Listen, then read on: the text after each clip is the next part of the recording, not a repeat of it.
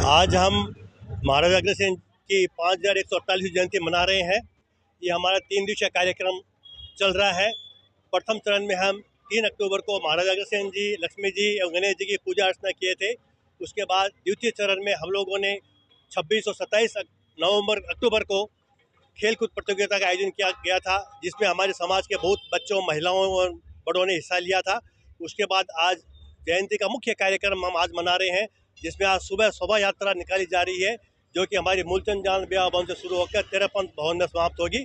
इस शोभा यात्रा में विभिन्न स्थानीय कला कृष्टि की पार्टियां सहित हमारे समाज के विभिन्न लोग हिस्सा ले रहे हैं। उसके बाद आज संध्या 5 बजे तेरहपंथ भवन में सांस्कृतिक कार्यक्रम होगा, जिसमें हम हमारे समाज के जो भी छात्र विशेष अर्जिता हासिल की है उन्हें सम्मानित करेंगे।